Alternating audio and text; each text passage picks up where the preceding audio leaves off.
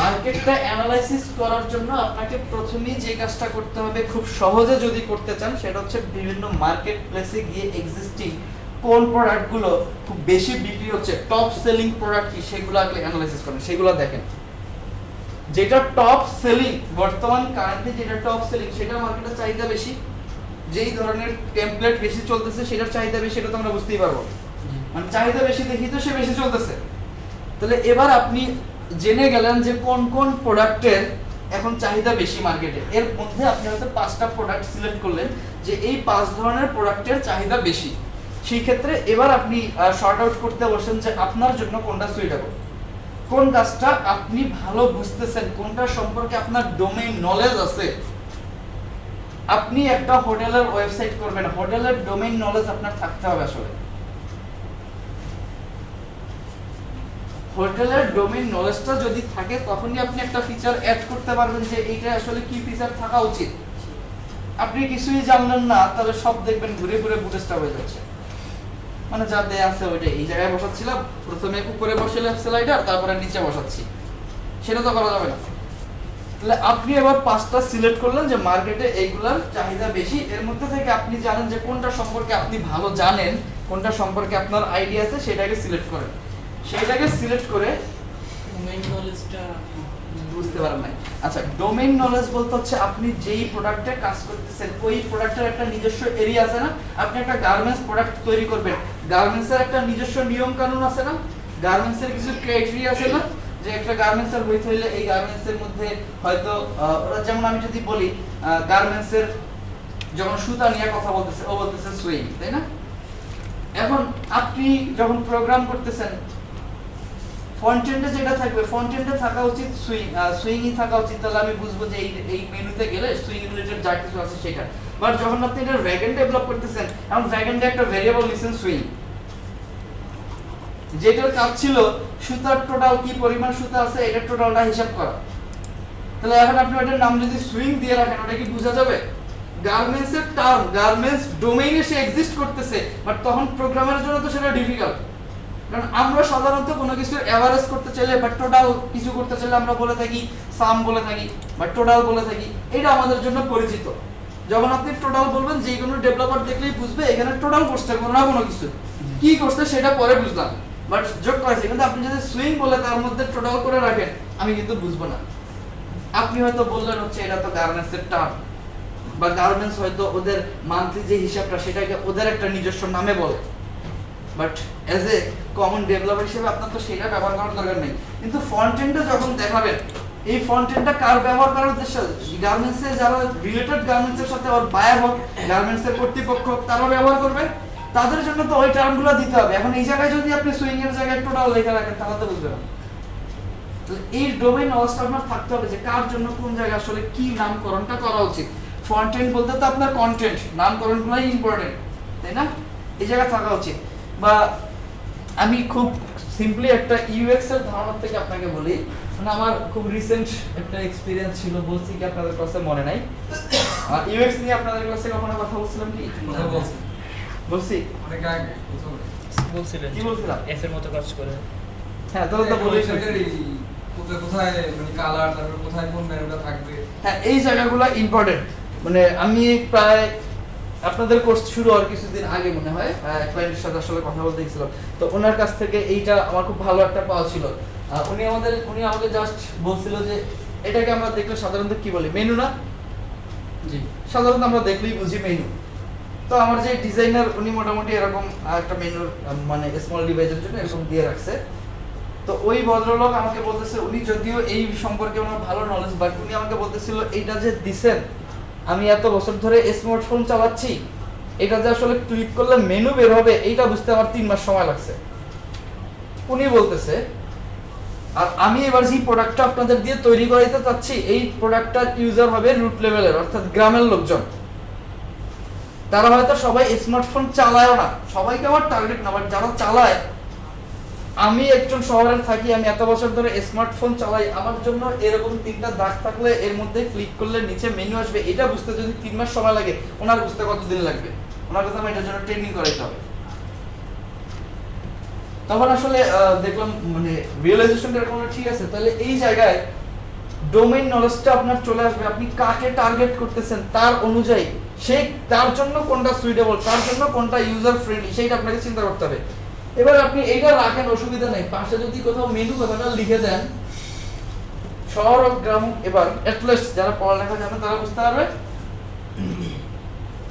তাহলে এই জায়গা থেকে আসলে ডোমেইন নলেজটা ইম্পর্টেন্ট, আপনি কি ধরনের কাজ করতেছেন সেটার জন্য কি ধরনের কন্টেন্ট থাকা উচিত সেটা আপনাকে আসলে বুঝতে হবে। তো যাই হোক, যেটা বলতেছিলাম, আপনি কোনটার উপরে কাজ করবেন সেই জায়গাটা ঠিক করলেন, ঠিক করে এবার আপনার কাজ হচ্ছে, যেহেতু আপনি গ্রাফিক্স ডিজাইনার না, মানে এটা হচ্ছে ভালো ওয়ে, যদি সম্ভব হয় করতেই হবে সেটা না, প্রথমেই কাজ হচ্ছে ওই টপিকটার উপরে একটা পিএইচডি রেডি করা, যেটা আপনার জন্য অবশ্যই হেল্পফুল। আপনি না করেও বলতে পারেন আমি করে ফেলতে পারবেন, বাট কেন বলতেছি তার একটু ইম্পর্টেন্স আছে। যখন আপনি আপনার একজন ফ্রেন্ড পাইলেন বা আপনি একটা টিম ওয়ার্কই করতেছেন যার মধ্যে একজন গ্রাফিক্স ডিজাইনার আছে, তাকে দিয়ে এর গ্রাফিক্সটাকে করালেন, এর পিএইচডিটা তো তৈরি করালেন, পিএইচডিটা তৈরি করানো শেষ, এবার হয়তো আপনি HTML টেমপ্লেট করবেন, কিন্তু ওই পিএইচডিও বসায় রাখা যাবে না। পিএইচডি হইছে না, পিএইচডিটা প্রথমেই কাজ হচ্ছে ওই পিএইচডিটা মার্কেট প্লেসে সাবমিট করে দেন। পিএইচডি যদি মার্কেট প্লেসে অ্যাপ্রুভ হয়ে যায়, আপনার HTML টেমপ্লেট অ্যাপ্রুভ হওয়ার পসিবিলিটি 50% বেড়ে গেছে, অনেক ক্ষেত্রে বা অনেকে 80%ও বলবে। কারণ থিম ফরেস্টের থিম রিজেক্ট হওয়ার প্রথম একটা কারণ হচ্ছে ইউনিকনেসের অভাব। আপনার যে ডিজাইনটা করবেন, যে টেমপ্লেটটা থাকবে সেটাকে অবশ্যই ইউনিক হইতে হবে, নাইলে তো যে কেউ মার্কেটে অলরেডি যেটা চলতেছে, যেটা থিম ফরেস্টে আছে সেরকম দেখে আরেকটা বানায় বলতে পারে না, এটা ওরা কখনোই অ্যাকসেপ্ট করবে না। এটা যদি দেন প্রথমেই হার্ড রিজেক্ট, যদি ইউনিক না হয়। তাহলে আপনার আইডিয়াটা যে ইউনিক, প্রথম ধাপে আপনি ভেরিফাই করে ফেললেন কখন, যখন আপনার পিএইচডি সাবমিট অ্যাপ্রুভ করে ফেলছে তারা আপনার পিএইচডি অ্যাপ্রুভ মানে আপনার আইডিয়া ইউনিক, নাহলে তো এটা অ্যাপ্রুভ করতো না, অ্যাপ্রুভ। এরপরে একটা সুবিধা হচ্ছে অলরেডি, এটা হচ্ছে গ্রাফিক্স ডিজাইনার যারা তাদের জন্য সুবিধা, যদি গ্রাফিক্স ডিজাইনার কেউ থাকেন, সে আপনি পিএইচডি যখন দিবেন, দেওয়ার সাথে সাথে দেখবেন যদি সেটা আসলে খুব ভালো টাইপের কিছু হয়, অনেকে আপনাকে হয়তো নক করবে যে আসলে এটা দিয়ে তো আমরা থিম বানাইতে চাই, আমরা ওয়ার্ডপ্রেসের থিম বানাবো বা এটা করবো। আপনি প্রথমে যেহেতু আপনি HTML জানেন, চাইলে তাদের সাথে একটা কন্ট্যাক্টে যেতে পারেন যে তোমরা ওয়ার্ডপ্রেসের থিম বানাবার ঠিক আছে, বাট HTML এর কাজটা আমি করে দেই, নাহলে আপনার লাভ কি, তাই না? তারা তো একটা কন্ট্যাক্টে যাবে অবশ্যই, যদি তাদের সাথে আপনি এগ্রি করেন। তাহলে আপনি যে জায়গাটা বলতেছিলাম, তাহলে আপনি এবার গ্রাফিক্স ডিজাইন করায় পিএইচডি করাইলেন, সেটা অ্যাপ্রুভ করায় ফেললেন, এবার যখন ওইটা অ্যাপ্রুভ হয়েছে দেন আপনি চলে আসলেন আপনার HTML ডেভেলপমেন্টে। HTML ডেভেলপমেন্ট করতে যাবেন, HTML ডেভেলপমেন্ট করার জন্য কিছু ক্রাইটেরিয়া অবশ্যই মানতে হবে, আচ্ছা, যদি পিএইচডি অ্যাপ্রুভ করাইতে চান, আমি হয়তো এই ডকুমেন্টটা আপনাদের দিয়ে দিব, পিএইচডি অ্যাপ্রুভ করার জন্য কিছু নিয়ম কানুন আছে, পিএইচডিটা কি রকম হইতে হবে, এটা প্যাকেজিংটা কি রকম করতে হবে, এইটা সম্পর্কে থিম ফরেস্টের নিজস্ব সাইটেই এটার ক্রাইটেরিয়া কি কি লাগবে সেটা দেয়া আছে, সেটা জাস্ট যখন পিএইচডি দিবেন তার আগে দেখে নিলে, মানে পিএইচডি করার শুরুতেই দেখে নিতে হবে, কারণ ওইগুলোর উপরে ডিপেন্ড করেই তো আপনার প্রথম থেকে কাজ করে আসতে হবে। এখানে গ্রুপিং করতে হবে, এখানে স্পেসিং এর ব্যাপার আছে, একটা লাইনে কয়টা ক্যারেক্টার দিতে পারবেন সর্বোচ্চ সেটার ঘটনা আছে, সেই জায়গাগুলো অবশ্যই।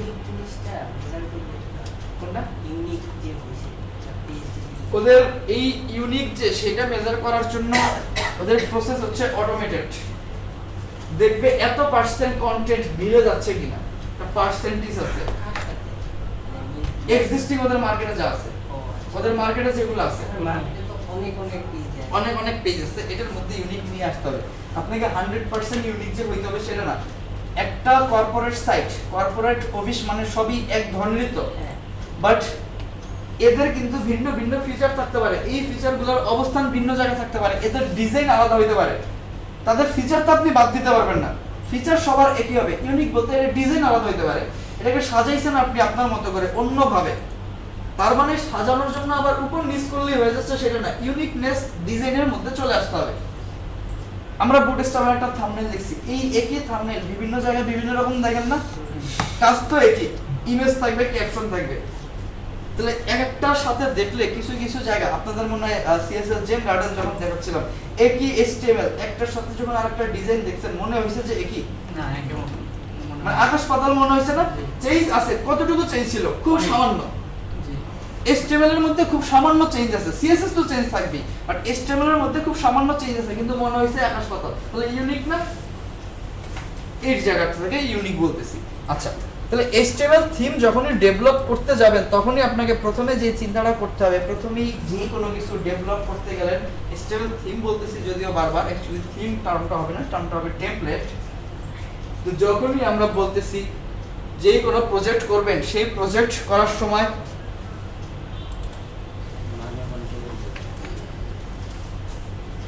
আচ্ছা সেটিং আপ এর ডেভেলপমেন্ট যেটা বলতেছিলাম, যে কোনো প্রজেক্ট করার জন্য প্রথমেই আপনার যেটা লাগবে সেটা হচ্ছে ডেভেলপমেন্ট এনভায়রনমেন্টটা রেডি করা।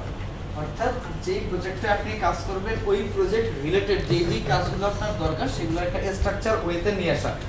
এই স্ট্রাকচারটা কিরকম আমরা যেটা অলরেডি দিছি সেটার সাথে যদি একটু রিলেট করি সেখানে অবশ্যই একটু ভিন্নতা আসবে প্যাকেজিং এর ক্ষেত্রে, বাট যদি রিলেট করি আমরা একটা প্রজেক্টের নামে ফোল্ডার নিতাম না, যেটাকে বলতেছিলাম প্রজেক্ট ডিরেক্টরি বা রিপোজিটরি যেটাই বলেন, এর মধ্যে সিএসএস এর জন্য একটা সিএসএস ফোল্ডার নিছি, জেএস এর জন্য একটা জেএস ফোল্ডার, ইমেজের জন্য ইমেজ ফোল্ডার, এই যে কিছু স্ট্রাকচারাল ওয়েতে সাজাইছি না, এইগুলাকে নিয়ে আসলে আমার ডেভেলপমেন্ট এনভায়রনমেন্টটা রেডি করতে হবে। যখনই আপনি আরো প্রি প্রসেসর গুলায় কাজ করবেন, যখন আপনি SaaS এ কাজ করবেন তখন দেখবেন এই কাজটা আরো বেড়ে গেছে। আপনি অ্যাডভান্স টুলিং যত কাজ করবেন তত ডেভেলপমেন্ট এনভায়রনমেন্ট সেটিংস করাটা ঝামেলার বলতে হচ্ছে টাইম কনজিউমিং, বাট আপনার ডেভেলপমেন্ট ইজি হয়ে যায়। একটা জায়গায় টাইম দিলেও অন্য জায়গাগুলো ইজি করে দিবে। SaaS করার সময় একটা স্ট্রাকচার হয়তো আমি দিয়ে দিব, সেটা দেখবেন। বাট এখন যদি আপনি স্ট্রাকচার নিয়ে কথা বলতেই হয় তাহলে আমাদের একটু ব্রাউজার ওখানে জাস্ট একটা রেফারেন্স দিয়ে রাখি, সেটা একটু পড়বেন।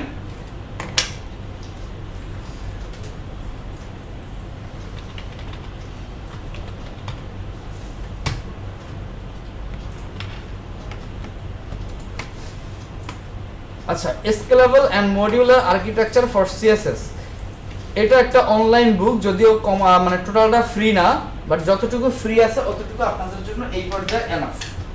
যতটুকু ফ্রি আছে অতটুকু এনাফ। আপনি এখান দিয়ে যে জায়গাটা থেকে দেখবেন সিএসএস এর কিছু রুলস আছে, সিএসএস কোডিং এর কিছু রুলস আছে, স্ট্রাকচার সাজাবার জন্য কিছু রুলস। যেমন হচ্ছে সিএসএস টাকে যদি আমরা একটু ভাগ করতে চাই, বুটস্ট্র্যাপের ফাইলটা যদি দেখেন ওর মধ্যে বিশেষ করে ওর ডেভেলপমেন্ট ভার্সনটা দেখলে সেখানে দেখবেন অনেকগুলো ভাগ আছে। HTML এর কিছু কমন ট্যাগ আছে না, বেস বা বেসিক ট্যাগ, যেগুলো হতে পারে H1 P, যেগুলো শুধু ওর সলিড ট্যাগ নেমগুলো, এগুলোর মধ্যে আমরা কিছু স্টাইল করি না, যেমন নরমালাইজ ব্যবহার করছি আমরা, বুঝছি না? ওইটার মধ্যে যে ট্যাগগুলো ছিল এইগুলোর মধ্যে যদি আপনি কোনো ডিজাইন করেন সেটার ক্ষেত্রে আমরা বেস রুলস বলি।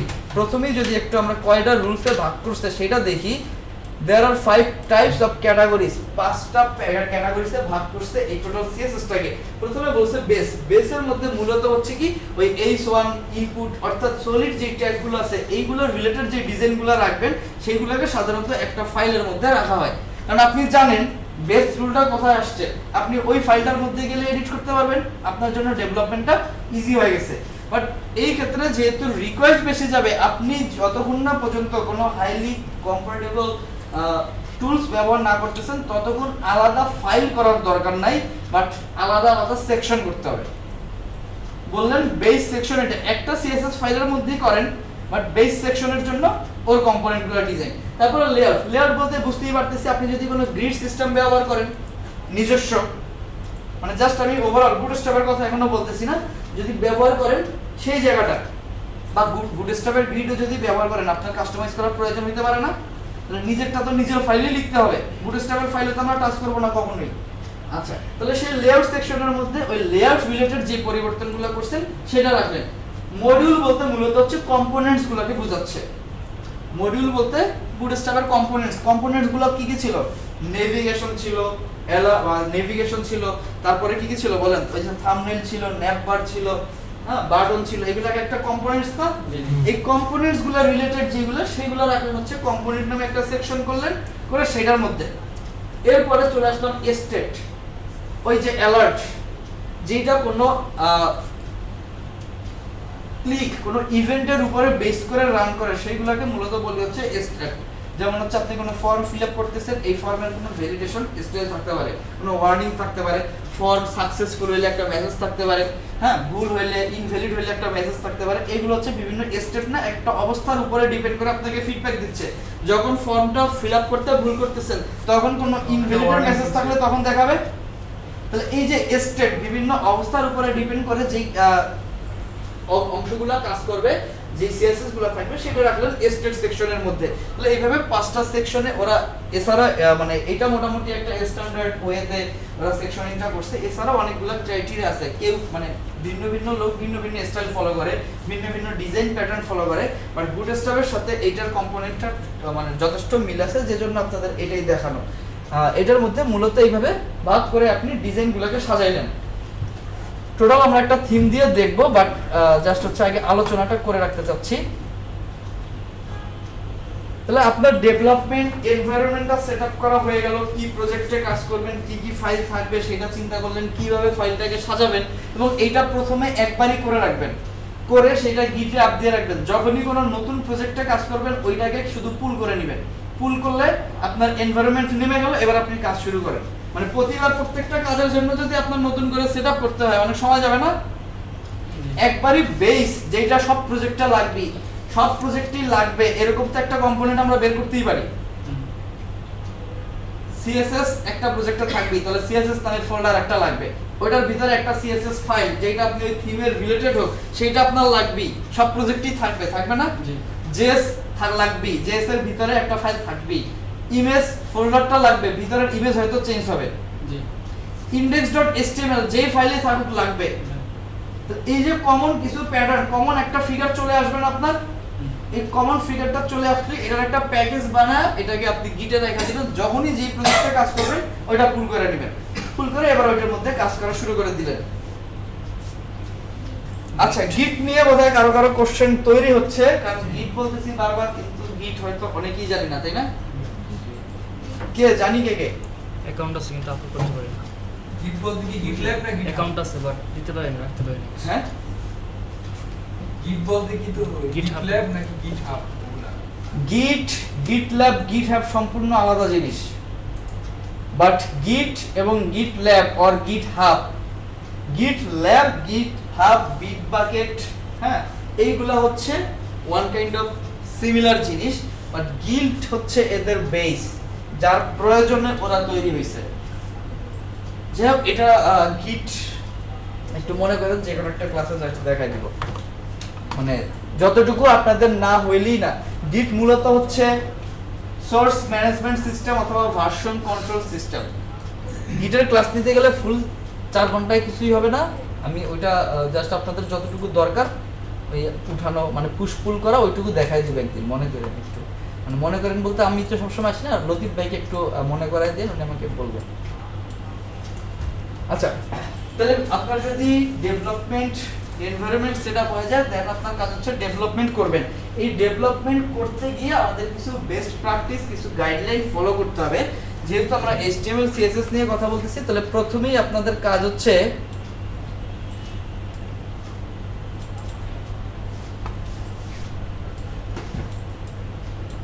এটা সিলেক্ট হচ্ছে না কেন, রাইট ক্লিক করলে তো কন্ট্রোল দিয়ে করতে হয় সব। লতিফ ভাই এই পিডিএফ দিয়ে সিলেক্ট হওয়ার কোনো ইয়া নাই, লিংক সিলেক্ট টেক্সট ফোর্স দি ট্রিগার তো ফোর্স দি ট্রিগার তো কিছু কোডিং বেস্ট প্র্যাকটিসেস আছে। যেহেতু আপনারা বুটস্ট্র্যাপ ব্যবহার করবেন, তাহলে বুটস্ট্র্যাপের যে কোডিং স্টাইলটা আছে এই জায়গাগুলো একটু দেখবেন।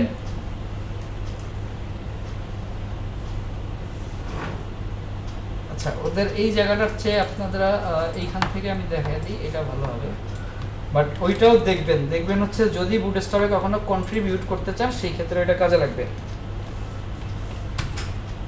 এবং ওদের কিছু টুলস আছে, যখন আপনি অ্যাডভান্স টুলিং সম্পর্কে জানবেন, যেমন দেখেন এখানে বলতে হচ্ছে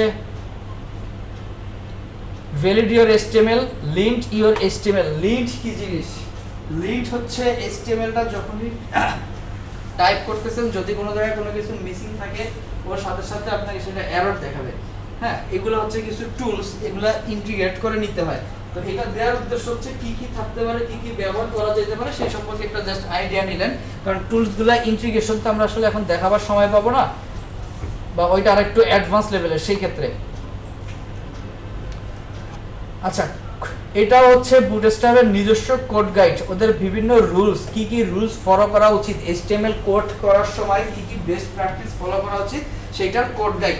এইটা আপনারা অলরেডি, আমরা এটা সবসময় করে আসি, তারপরও জাস্ট এবার হচ্ছে আগে ধরেন করছি না জেনে, এবার একটু জেনে করব, সেই উদ্দেশ্যে জানা।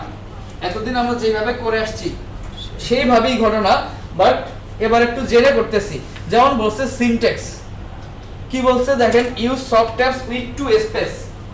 যদিও বুটস্ট্র্যাপের ফরম্যাট অনুযায়ী ওরা HTML এর ক্ষেত্রে দুইটা স্পেস ব্যবহার করতে বলে, আমরা ইন্ডিয়ান করছি না, ভিতরে স্পেস দিয়ে কার ভিতরে কে নেস্টেড অবস্থায় আছে এটা সহজে যাতে রিডেবল হয় বোঝাবার জন্য বুটস্ট্র্যাপের প্রেফারেন্স হচ্ছে দুইটা স্পেস ব্যবহার করা। আমরা যদিও চারটা ব্যবহার করে থাকি, অ্যাজ ইউজুয়াল চারটা ব্যবহার করি, কারণ অন্যান্য ল্যাঙ্গুয়েজে বিশেষ করে আমি চয়েস করি এরকম, আমি কোন ল্যাঙ্গুয়েজের সাথে আসলে কাজ করতে চাচ্ছি সেটার উপরে ডিপেন্ড করে। আমি যখন পাইথনে কাজ করতে চাই তখন আমি পাইথনের যে সিনট্যাক্স আছে সেই ফরম্যাট ইউজ করি, আমি সেটার জন্য চারটা স্পেস ব্যবহার করি।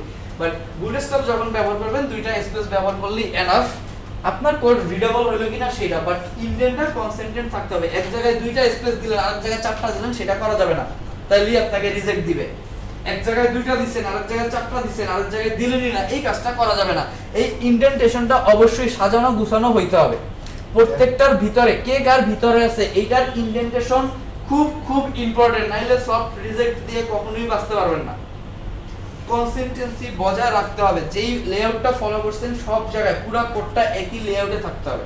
গিটহাবের জন্য, থিম ফরেস্টের জন্য, থিম ফার্স্টের জন্য, থিম ফরেস্টের জন্য বলবো না, বলবো মার্কেট প্লেসের জন্য। এইটা সব জায়গায় মার্কেট প্লেসের জন্য বলবো না, ডেভেলপমেন্টের জন্য। অর্থাৎ হেডের এইগুলো সব সময় ফলো করতে হবে।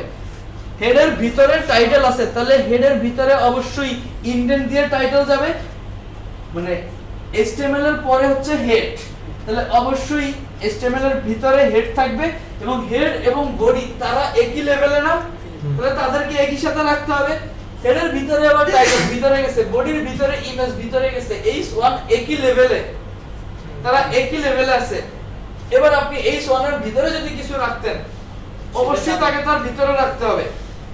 তাহলে এই ইন্ডেন্টেশনগুলো ঠিক রাখবেন, বাট ওদের স্পেস অনুযায়ী ওরা বলছে কি তোমরা টেপতে করি এটা ট্যাব দিবেন না, আসলে ট্যাব দিবেন না, ট্যাব দিলে কিছু সমস্যা আছে, স্পেস দিবেন।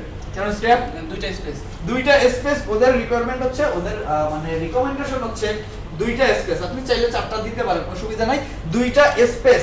এবং দুইটা স্পেস কি বারবার চাপ দিয়ে করবেন, ওইটা ট্যাব কি এর সাথে স্পেসটাকে ইন্টিগ্রেট করে নেবেন। আজকালকার সবগুলো এডিটরই এটা করা যায়। আপনারা যেহেতু কেউ বা আমরা সাবলাইম দিয়ে দেখাইছি, দেখেন স্পেস কয়টা লেখা আছে, দুইটা স্পেস 2। যদি এটার মধ্যে ক্লিক করেন ট্যাব উইথ কত হবে, যদি আপনি চারটা চান চারটা বলবেন, তাহলে স্পেস কত হয়ে গেছে, চারটা। আপনি এখানে সিলেক্ট করে নেবেন ইন্ডেন্ট ইউজিং স্পেস, এইটা অবশ্যই সিলেক্ট থাকতে হবে, নাহলে স্পেস দিয়ে কনফিগার হবে না। ট্যাব মানে তখন ট্যাবের জায়গা নেবে, কতটুকু উইথ নিতে বলেন সেটা, ট্যাপ দিলে হবে। হ্যাঁ এটাকে সিলেক্ট করে নেবেন। এটা প্রত্যেকটা এডিটরেই থাকে, এই অপশনটা প্রত্যেকটা এডিটরেই থাকে, এটা জায়গাটা ঠিক করার জন্য। এই জায়গাগুলো একটু নিজেরা পড়বেন কিছু। দেখেন nested element should be indent once, two spaces, এটা তো বলেই দিলাম প্রথম কথাটি। Always use double quotes, never single quotes on attributes. Attributes যেটা HTML এর কনভেনশন হচ্ছে অলওয়েজ ডাবল কোট ব্যবহার করা, সিঙ্গেল কোট না দিলেও HTML5 এ কাজ করে, বাট কনভেনশন হচ্ছে অলওয়েজ ডাবল কোট ব্যবহার করা HTML এর ক্ষেত্রে, জাভাস্ক্রিপ্ট এর ক্ষেত্রে সিঙ্গেল কোট ব্যবহার করা। একটা কনভেনশন, এটা ফলো করতে হবে, অলওয়েজ ডাবল কোট ব্যবহার করবেন। Don't include A trailing slash or self closing element, HTML5 space say that optional, but আমরা এই রুলসটা ফলো করব না। আমরা অবশ্যই সব সময় ট্রেইলিং স্ল্যাশটা দিয়ে যাব। ট্রেইলিং স্ল্যাশ কোনটা বলুন তো, কমেন্ট ট্যাগের শেষে ট্যাগের শেষে যেমন এমটি ট্যাগ যেগুলা ব্রেক হইতে পারে, এইসার হইতে পারে, ইনপুট হইতে পারে, ইমেজ হইতে পারে, এর নিচে এইখানে একটা স্ল্যাশ আমরা দিয়ে দিতে বলছি না, একটা স্পেস দিয়ে দেন স্ল্যাশ, সেটা অবশ্যই দিয়ে যাবেন, সেটা অবশ্যই দিয়ে যাবেন। XML HTML তাদের সাপোর্টের জন্য বুটস্ট্র্যাপ বলছে HTML5 স্পেস বলছে যে দেওয়ার দরকার নাই, বাট আমরা HTML5 ও করব, তার সাথে আরো এক্সট্রা সুযোগ সুবিধার জন্য HTML এর কিছু রুলসও ফলো করব, তাতে কোনো অসুবিধা নাই। আচ্ছা, don't omit optional closing tag, যেটা আমরা HTML এর ক্ষেত্রে প্রথম দিনই মনে হয় দেখছিলাম, প্রথম দিন কি আমি আসছিলাম আপনাদের কাছে?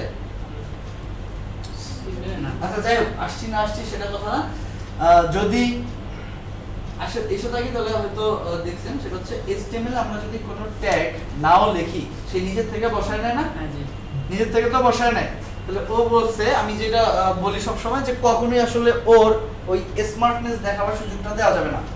ও স্মার্ট বলেই তো সব বসায় নিচ্ছে, ব্রাউজারটা বসায় হ্যাঁ ব্রাউজার বসায় নিচ্ছে, কারণ ব্রাউজার খুব স্মার্টলি হ্যান্ডেল করতেছে যে কোথায় কি হবে, কিন্তু তাকে তার স্মার্টনেস দেখাবার সুযোগ দেওয়া যাবে না, কখনোই এটাকে ওমিট করা যাবে না, যে বডির ক্লোজিং সে বসায় দিবে, দিলাম না, এই কাজটা করা যাবে না, যেখানে যেটা লাগবে অবশ্যই ঠিকভাবে বসায় দিতে হবে। HTML5 এ কাজ করলে HTML5 এর ডক টাইপ অবশ্যই সুন্দর করে দিতে হবে, এবং এইটা একটা কনভেনশন, ডক টাইপটা বড় হাতের এবং HTMLটা ছোট হাতের, এটা একটা কনভেনশন, বড় হাতের লিখলে যে হবে না সেটা না, বাট যেহেতু আমরা একটা কনভেনশন ফলো করি, সবসময় চেষ্টা করা উচিত ওই কনভেনশনটা বজায় রাখা। আচ্ছা, ল্যাঙ্গুয়েজ অ্যাট্রিবিউট গুলোর ক্ষেত্রে অবশ্যই ল্যাঙ্গুয়েজ অ্যাট্রিবিউট ব্যবহার করতে হবে, যদি কান্ট্রি কোড থাকে সেটা ল্যাঙ্গুয়েজ আমাদের দিতেই হবে, সেটা দিয়ে দিবেন। আচ্ছা, যদি ইন্টারনেট এক্সপ্লোরার আপনারা ব্যবহার করতে চান, সেটার ক্ষেত্রে ওর জন্য HTTP ইকুইপমেন্ট, এটার UA কম্প্যাটিবল, এটা আপনাকে বলে দিতেই হবে, এটা ব্যবহার করতে হবে যদি ইন্টারনেট এক্সপ্লোরার সাপোর্ট চান, বিশেষ করে 9 এর আগের ভার্সনগুলো, 9 থেকে না দিলে হয়, বাট আগের ভার্সনগুলো যদি সাপোর্ট চান এটা দিয়ে দিতে হবে, এটা দিয়ে দিবেন। ক্যারেক্টার এনকোডিং দিতে হবে, এগুলো অলরেডি আমরা দেখছি, নাহলে তো ভ্যালিডই হয় না, এগুলো দিতে হবে। আচ্ছা, CSS এন্ড জাভাস্ক্রিপ্টস এর ইনক্লুডস করবেন, এবং অবশ্যই তাদের জন্য সুন্দর কমেন্ট ব্যবস্থা রাখতে হবে। HTML CSS এর মধ্যে থিম ফরেস্টের আরেকটা রিকোয়ারমেন্ট হচ্ছে গুড কমেন্টিং, এটা থাকতেই হবে, কারণ আপনি একটা থিম, একটা টেমপ্লেট সেল করতেছেন, এটা যে ক্লায়েন্ট নেবে, ওই ক্লায়েন্ট যে সবসময় ডেভেলপারই হবে সেটার কি কোনো নিশ্চয়তা আছে? ওই ক্লায়েন্ট নরমাল একজন ইউজার হইতে পারে না, যে এই সম্পর্কে খুব অল্প কিছু জানে, অ্যাটলিস্ট এইটুকু জানে তার নিজের ইমেজটা কেমনে বসাবে। আপনি যে ইমেজটা দিয়ে রাখছেন সেটার সোর্সটা চেঞ্জ করে নিজের ইমেজটা বসাবে, সেটা সে জানে। আপনি যে লেখাটা লিখছেন সেই জায়গায় নিজের লেখাটা লিখবে, এটা সে জানে, এরকম ক্লায়েন্টও তো নিতে পারে। আপনার যদি আবার গুড কমেন্টিং থাকে, তার জন্য ইজি হবে না? শুধু যে তার জন্য ইজি হবে সেটা না, যদি কোনো ডেভেলপার নাই তার জন্য তো ইজি, নাহলে তো তারও সব কোড পড়তে হইতো যে কোথায় কি হয়েছে। তাহলে ওদের মূল খুবই ইম্পর্টেন্ট রিকোয়ারমেন্ট হচ্ছে গুড কমেন্টিং, এবং স্পষ্ট করে ভালো কমেন্টস করতেই হবে। আমরা কিছু কমেন্টের নমুনা দেখব, বাট এই জায়গাগুলো অবশ্যই ফিল আপ করতে হবে।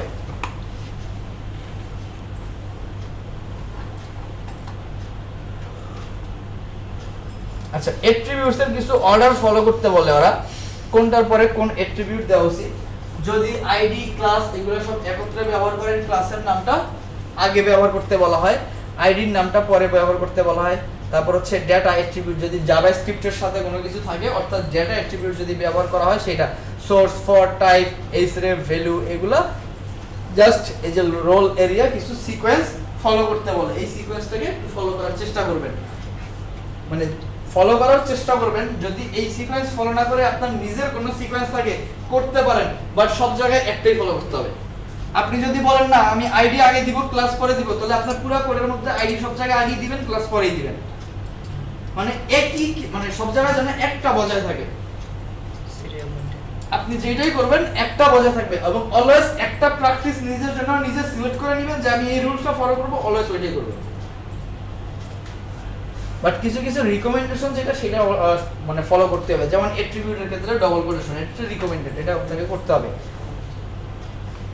আচ্ছা, বুলিয়ান অ্যাট্রিবিউট যদি থাকে, তাহলে বুলিয়ান অ্যাট্রিবিউট গুলোর ক্ষেত্রে যদি HTML5 সরাসরি দিয়ে দিতে বলে, বাট আমরা সরাসরি দিব না, আমরা কি করব, এক্স এইচটিএমএল এর ক্লাসে যেটা দেখছিলাম যে ওর ভ্যালু হিসাবে আবার ওকে আবার বসায় রাখবো, তো সেরকম ওইটা বসায় রাখবেন। আচ্ছা, কিছু কথা বলতে রিডিউসিং মার্কআপ, এটা আসলে ইম্পর্টেন্ট, তবে এই মুহূর্তে আপনাদের জন্য এটা কতটুকু ভালো আপনারা করতে পারবেন সেটা আমি ঠিক বলতে পারতেছি না, তবে এটা ইম্পর্টেন্ট। যতটা দরকার মার্কআপ ঠিক ততটা ব্যবহার করা, অতিরিক্ত মার্কআপ না করা। অতিরিক্ত মার্কআপ কি রকম, আপনাদের যদি একটু আমি বুটস্ট্র্যাপের প্রেফারেন্সের কথা বলি, বুটস্ট্র্যাপে যখন থাম্বনেইল করছেন, থাম্বনেইলের মধ্যে অ্যাঙ্কর ট্যাগ ব্যবহার করা লাগছে না, কারণ থাম্বনেইলগুলো বাই ডিফল্ট হওয়া উচিত এরকমই, এটা ক্লিকেবল। এই অ্যাঙ্কর ট্যাগের মধ্যে একটা ক্লাসের মধ্যে বসাইছেন না থাম্বনেইল ক্লাসটা, এবং অ্যাঙ্কর ট্যাগের বাইরে আপনি যদি একটা ডিভ নেন এবং এইখানে ক্লাস হিসাবে থাম্বনেইল বসান, অসুবিধা ছিল? কাজ তো করতো, কাজ করতো না? কিন্তু আপনি এবার চিন্তা করেন, আপনার এটাকে যদি ক্লিকেবল করতে হয় অ্যাঙ্কর ট্যাগ তো আপনার লাগতেই আছে। অ্যাঙ্কর ট্যাগ যেহেতু লাগতেছে এবং অ্যাঙ্কর ট্যাগের ভিতরে যেহেতু বসাইলে কাজ হচ্ছে, তাহলে এক্সট্রা এই ডিভ আরেকটা ডিভ নিয়ে আপনার জন্য এক্সট্রা হয়ে যাবে না? তাহলে এই জায়গাগুলো একটু খেয়াল রাখতে হবে। একটা ডিভ মানে একটা লেয়ার, যত লেয়ার নেবেন আপনার সাইট তত ভারী হবে। একটা ডিভ মানে একটা লেয়ার, কিরকম লেয়ার, কিরকম লেয়ার? আপনার প্রথমে যদি বলি এটা হচ্ছে HTML ট্যাগ, এর মধ্যে বসাইলেন বডি। এই বডির যেহেতু বিভিন্ন প্রপার্টি আপনি আলাদা করতে পারেন, ওর একটা আলাদা লেয়ার হয়েছে না, এর মধ্যে একটা ডিভ বসাইছেন, প্রত্যেকটা ডিভের যেহেতু আলাদা করে ব্যাকগ্রাউন্ড দিতে পারতেছেন, আলাদা প্রপার্টি চিন্তা করতে পারতেছেন, তার মানে সে আরেকটা লেয়ার। প্রত্যেকটা এলিমেন্টে একটা লেয়ার হয়ে উঠতেছে, কারণ একটা লেয়ার না হলে ইন্ডিভিজুয়াল ব্যাকগ্রাউন্ড দেওয়া সম্ভব ছিল না। ইন্ডিভিজুয়াল ব্যাকগ্রাউন্ড দেওয়া সম্ভব ছিল না যদি লেয়ার না হয়। এই জায়গাটা যদিও অ্যাজ এ ফ্রেশার হিসাবে আমি অলওয়েজ বলে থাকি যে ডিপ কিনতে আসলে টাকা পয়সা লাগে না, যত ইচ্ছা ব্যবহার করেন, বাট যতটা সম্ভব মাথায় এটাও রাখেন, মানে ডিপ কমাইতে গেলে আবার কমপ্লেক্সে পড়ে যাবেন, সেটাও করেন না। মানে আমি যেন আপনাদের কোন গ্রুপেই দেখছি এই থাম্বনেইল নিয়ে মনে একটা ঝামেলা বাঁচাইছিল, মানে থাম্বনেইল সে কলাম দিছে না, কলামের জন্য যে ডিপ, এটার মধ্যেই এই ক্লাসের মধ্যেই সে থাম্বনেইল বসায় রাখছে। এখন কলামের যদি মানে মধ্যে যদি আপনি এটা বসান, কলাম মানে কি প্রত্যেকটা জায়গাকে সে এই জায়গায় কোনো গ্যাপ পাবে না। এর পরবর্তীতে একটা ডিপ নিয়ে যদি তার মধ্যে বসান, এই কলামে প্রত্যেকটা 15 পিক্সেলের একটা গ্যাপ আছে না, পেডিং দেয়া আছে না, সেটার জন্য সে গ্যাপ পাবে। কারণ পেডিং এর কাজ কি, কন্টেন্ট। একটা ডিপের ভিতরে আরেকটা ডিপ যখন দিবেন, এই বাইরের ডিপটার জন্য ভিতরের ডিপটা তার কন্টেন্ট না, কন্টেন্টকে যদি পেডিং জায়গা দেয় ওকে তখন জায়গা দিবে। কিন্তু যদি আপনি ওই ডিভের মধ্যে যেটার মধ্যে কলাম বসাইছেন তার মধ্যে থাম্বনেইল দেন আর যাই দেন, সে কি আর ওই জায়গা দিতে পারবে? তাহলে হঠাৎ করে ডিপ কমাইতে যাওয়ারও দরকার নাই, বাট যখন নিজে একটু বুঝে উঠবেন, যখন কিছু কিছু জায়গা একটু খেয়াল রাখবেন যে দেখেন একটা অলরেডি আপনার লাগতেছে, সেই জায়গায় কাজ করলে হয় কিনা, না হইলে কুইক ফিক্স হচ্ছে একটা ডিপ নিয়ে নেন। যে জায়গায় দেখবেন কোনোভাবে ডিজাইন মিলাইতে পারতেছেন, একটা ডিপ নিয়ে নেন, হয়ে যাবে। কারণ অনেক জায়গায় প্রবলেমে পড়বেন, যেই প্রবলেম বুঝতে আপনাদের সময় লাগবে। একটা পেজের মধ্যে লেয়ার গ্যাপ হয়ে গেলে সেই জায়গায় কালার দিতে পারবেন না। একটা পেজের মধ্যে যদি কোনো কারণে লেয়ার গ্যাপ হয়ে যায়, মানে ঘটনাটা যদি আমি এরকম বলতে চাই, এটা হচ্ছে বাইরের লেয়ার, এখানে একটা ডিপ নিছেন, এখানে একটা ডিপ নিছেন, এই দুইটা এক্সট্রা লেয়ার তৈরি হয়েছে না, এই মাঝখানের জায়গায় কিছু নাই, তার মানে এই দুইটাকে যদি আপনি সমান করতে চান, মাঝখানে একটা গ্যাপ আছে তো, লেয়ার গ্যাপ। এই গ্যাপের মধ্যে আপনি কিছু লিখছেন, ওইটার যদি ব্যাকগ্রাউন্ড কালার দিতে চান সে পাবে না। এই জায়গাগুলো এখনো বুঝবেন না, কমপ্লেক্স আর্কিটেকচার। এই জায়গায় যদি কোনো ব্যাকগ্রাউন্ড কালার দিতে হয় তাহলে এইটার ব্যাকগ্রাউন্ড কালার করতে হবে, কারণ এই জায়গার লেয়ারটা কার আছে, ওরটা। এই জায়গায় লেয়ার গ্যাপ পড়ে গেছে, তাহলে এই জায়গাগুলো বুঝবেন না, তাহলে এই জায়গাগুলো আপাতত বোঝার দরকার নাই। এখানে কিছু হচ্ছে না, একটা ডিপ দিয়ে দেন, লেয়ার গ্যাপ তো ফিল আপ হয়ে যাবে। এবার আপনার কাজ করবে, আপনার আপাতত দরকার কাজ করা, বাট ওই আর্কিটেকচার এখনই বোঝার দরকার নেই, একটা টাইমে নিজেই বুঝে যাবেন। নিজেই যখন দেখবেন আসলে হচ্ছে না, একটু সময় পাইছেন, পড়ালেখা করবেন না এটা রিলেটেড, তখন দেখবেন এমনি বুঝে গেছেন। আর্কিটেকচার লেভেল নিয়ে এখন মাথা ঘামাবার কোনো দরকার নেই, শুধু শুধু কমপ্লেক্সিটি বাড়বে। বাট কুইক ফিক্স হচ্ছে যে জায়গায় কাজ হচ্ছে না, দরকার একটা ডিপ নিয়ে মিলাই দিবেন, হয়ে যাবে। চেষ্টা করবেন যদি দেখেন দুইটা কম্পোনেন্ট আছে, একটা কমায়া ওইটার মধ্যে কাজ করলে আমি যেটা চাচ্ছি সেটা হয় কিনা সেরকম। কিন্তু এই চিন্তা করতে গিয়ে যদি দেখেন চিন্তা করতে করতে দিন শেষ, চিন্তা করারও দরকার নেই, যেই প্র্যাকটিস আপনি করতেছেন সেই প্র্যাকটিসই ফলো করেন। তারপরে ওরা যদি রিজেক্ট দেয় তখন সেটা ঠিক করুন, অসুবিধা কিছু নেই। আর প্রথমবার আপনি দিতে গেলে রিজেক্ট খাবেন, একটা খাইলেও খাইতে হবে, যদি না খান তাহলে দরকার আপনি শিখে নিন। মানে ঘটনা এরকম, একবারে হয়ে গেলে কি শিখলাম সেরকম না, মানে যত বেশি ভুল করবেন তত আসলে বেশি শিখতে পারবেন। রিসেট করলে কি বলে দেয়, কারণ বলে দেয় কি? হ্যাঁ, কারণ বলে দিবে, যদি ওদের কারণগুলো বোঝাটা আমার একটু টাফ, সেই ক্ষেত্রে অসুবিধা নাই, আপনারা আপনাদের গ্রুপগুলায় ওইটার স্ক্রিনশট নিয়ে দিবেন, সেগুলা চেষ্টা করবো আমি অ্যান্সার দেওয়ার। আচ্ছা,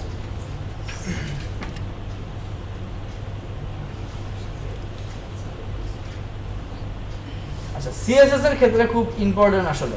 এইচটিএমএল এর ক্ষেত্রে যদি আমরা গাইডলাইন বলি, খুব অল্প কিছু গাইডলাইন। প্রথমের কাজ হচ্ছে আমরা এইচটিএমএল এর যে ফরম্যাটগুলো ছিল সেগুলো ফলো করব। অ্যাট্রিবিউটের ক্ষেত্রে অলওয়েজ ডবল কোট, যেগুলো আমাদের ট্রেইলিং স্ল্যাশ দরকার সেগুলো আমরা ট্রেইলিং স্ল্যাশটা দিব। ইনডেন্টেশনটা খুব ইম্পর্টেন্ট, পুরো পেজে 2টা আর 4টা যেটি আপনি ব্যবহার করেন ইনডেন্টেশনটা বজায় রাখবেন নেস্টিংটার জন্য। এরপরে আপনি যেটা করবেন, প্রত্যেকটা সেকশনের একটা গুড কমেন্টিং থাকতে হবে যে এই সেকশনটার কাজ এইটা, এর মানে আবার এটা না কিন্তু প্রত্যেকটা লাইনে দেওয়া যাবে না, প্রত্যেকটা সেকশনের একটা কমেন্টিং থাকবে ইম্পর্টেন্ট যে জায়গায়। অ্যাট্রিবিউটগুলোর ক্ষেত্রে আমরা ডবল কোট ব্যবহার করব এবং অ্যাট্রিবিউটগুলো বসাবার ক্ষেত্রে একটা সিকোয়েন্স ফলো করব, যেটাই ফলো করেন সব জায়গায় যেন সেম সিকোয়েন্স থাকে। বুটস্ট্র্যাপ এই সিকোয়েন্স ফলো করছে, আপনি চাইলে সেটা করতে পারেন। বুটস্ট্র্যাপ অবশ্যই একটা স্ট্যান্ডার্ড ফ্রেমওয়ার্ক, আপনি চাইলে এটা ফলো করতে পারেন। আচ্ছা, সিনট্যাক্সের ক্ষেত্রে সিএসএস এর ক্ষেত্রে বেশ কিছু আসলে রুলস আছে, এই রুলসগুলো একটু দেখতে হবে। প্রথমেই যদি একটু দেখি সিনট্যাক্স নিয়ে কথা বলার জন্য, মানে এইটার ক্ষেত্রে হচ্ছে ট্যাব ইনডেন্টেশন সব জায়গায় লাগবে। প্রথমেই কথা যেটা গেছে ট্যাবস উইথ 2 স্পেসেস, এটা লাগবেই। when grouping selectors keep individual selector to a single line, যখন গ্রুপিং করবেন তখন তাদেরকে সিঙ্গেল লাইনে রাখতে বলছে।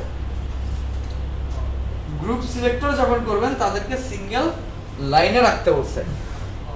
কিন্তু কোনগুলোর ক্ষেত্রে আপনি সিঙ্গেল লাইন ফলো করতে পারেন নাও পারেন, সেটা হচ্ছে যেমন এই স্ট্যাকগুলো নিয়ে করবেন, সিঙ্গেল ওয়ার্ড না, এই ট্যাগটার ক্ষেত্রে আপনি চাইলে একটা লাইনে লিখতে পারেন সব। অন্য ক্ষেত্রে অবশ্যই প্রত্যেকটা সিলেক্টরের জন্য এরকম সিঙ্গেল লাইন, সিলেক্টর একটা গেছে কমা দিয়ে পরেরটা লিখবেন পরের লাইন, আবার ওইটা শেষ কমা দিয়ে আরেকটা লাগলে পরে লিখবেন। গ্রুপ সিলেক্টর মানে কি কমা সেপারেটেড ছিল না, প্রত্যেকটাকে আলাদা আলাদা করে লিখবেন, এইটা মোর রিডেবল। আপনার এখানে যদি আরো 5টা সিলেক্টর চলে আসে এক লাইনে গেলে একটা টাইমে লিখবেন হচ্ছে কত, মানে অনেক বড় লাইন হয়ে যাবে না, এটাও করা যাবে না, মোর রিড করতে অসুবিধা। সিলেক্টর বেশি হইলে সেগুলোকে নিচে নিচে সিঙ্গেল লাইনে রাখবো, এইটা একটা ফরম্যাট। আচ্ছা, place closing braces of declaration block on a new line, এটাকে একটা নিউ লাইনে দিতে বলা হচ্ছে। ক্লোজিংটা আমরা অনেক সময় করি কি এইখানে শেষ করে ফেলে, বাট ওদের কনভেনশন অনুযায়ী ওরা বলতে চাচ্ছে এটাকে একটা নতুন লাইনে দিবেন। এই নতুন লাইনে দিলে অলরেডি এটার পরে যদি আরেকটা সিলেক্টর এখানে লেখেন একটা গ্যাপ চলে আসে না, এটা রিডেবল হয়। সবকিছু হচ্ছে রিডেবল করার জন্য, আর কিছু না। তবে আপনি এখানেও ক্লোজ করতে পারেন, যদি করেন সব জায়গায় সেটা ফলো করতে হবে। আপনি যেই কনভেনশনটা ফলো করবেন সেটা ফলো করবেন সব সময়। আচ্ছা, এখানে বলছে দেখেন include 1 space after colon for each declaration. বুঝতে পারছেন? জি জি, এখানে একটা স্পেস, এখানে একটা স্পেস, কিন্তু এইটার আগে স্পেস কিন্তু দেওয়া যাবে না, তাহলে আবার কাজ করবে না। ক্লোনের পরে দিতে হবে একটা স্পেস, ক্লোনের আগে কিন্তু দেওয়া যাবে না, তাহলে কাজ করবে না। মানে এইখানে করবে, সিলেক্টরের ক্ষেত্রে করবে না, সিলেক্টরের ক্ষেত্রে করবে না, এখানে করবে। আচ্ছা, end all declaration with a semicolon, এটা তো মাস্ট করতেই হবে, এটা আসলে নিয়ে বলার কিছু নাই। আচ্ছা, comma separated property value should include a space after each comma. যদি কমা সেপারেটেড ভ্যালু থাকে প্রত্যেকটা কমার পরে একটা স্পেস অ্যাড করে দিবেন। এই জায়গাগুলো একটু বাকিগুলো পড়ে দেবেন। Don't prefix property values or colour parameters with a leading zero, যেগুলোর আগে লিডিং জিরো আছে সেগুলোকে লিডিং জিরো দিয়ে প্রিফিক্স করবেন না, বাট কয়েকটা প্রপার্টি আছে যেগুলোর আগে কিন্তু জিরো দিতেই হয়। যেমন RBGA যখন ব্যবহার করবেন ওই আলফা ভ্যালুর আগে 0 মানে পয়েন্ট 0 পয়েন্ট সামথিং এটা যদি না দেন তাহলে সে আবার কাজ করবে। তাহলে এইগুলা কয়েকটা ইন্ডিভিজুয়াল প্রপার্টি, সেগুলো অন্য প্রসঙ্গে সেটা দিবেনি। তারপর বলতে avoid specifying units for zero values, zero always unit less. যেই জায়গায় কোনো কিছুর ভ্যালু যদি 0 দেন তার সাথে কখনোই কোনো ইউনিট বসাবেন না। এই জায়গাগুলো একটু পরে নেবেন। Coded attribute values in selectors, এই জায়গাগুলো একটু পরে নেবেন। হ্যাঁ, আর পাশে খুব সহজে যদি পড়তে চান, এরপর দেখেন ডিক্লারেশন অর্ডার। ডিক্লারেশনের একটা অর্ডার ওরা ফলো করতে বলে। প্রথমে বলছে যদি কোনো এলিমেন্টকে পজিশনিং করেন, পজিশনিং গুলোকে আগে দিতে বলছে। বক্স মডেলের মধ্যে যে প্রপার্টি গুলো আছে মার্জিন পেডিং, সেগুলোকে তার পরে দিতে বলছে। টাইপোগ্রাফিক এলিমেন্ট গুলোকে তারপরে দিতে বলছে, ভিজুয়াল গুলোকে তারপরে দিতে বলছে। এইটা একটা পজিশনিং ডিক্লারেশন সিস্টেম, এইটা আপনি ফলো করতে পারেন অথবা আপনি অ্যালফাবেটিক্যালি ফলো করতে পারেন। ঝামেলা ওইটা আপনার হয়ে যাবে, আমার মুখস্থ হয়ে গেছে কোনটা কোথায় দিতে হয়ে যাবে। হ্যাঁ, তো সেটা হয়ে যাবে, বাট এই জন্য আমি বললাম যেইটা ফলো করবেন একটা ফলো করবেন। আপনি বলতে পারেন আমি অ্যালফাবেটিক্যালি ফলো করব, তাহলে ব্যাকগ্রাউন্ড আর বর্ডার কাকে বসাবেন? ব্যাকগ্রাউন্ড অ্যালফাবেটিক অনুযায়ী যে আছে, কারণ বি এর পরে এ আছে আর বর্ডারের মধ্যে কি আছে? বি এর পরে ও আছে, সেটা আপনি চিন্তা করে বসালেন। এরপরে আপনার হয়তো কালার থাকতে পারে। হ্যাঁ, বর্ডার বি গেল, তারপরে সি এর সিরিয়াল আসলে ডি রিলেটেড কিছু থাকলো সেটা পি। এইটা অ্যালফাবেট অনুযায়ী যদি আপনি সাজান সেটাও, বাট এইটারও একটা অর্ডার মেইনটেইন করা উচিত, কনসিস্টেন্সি বজায় রাখা উচিত।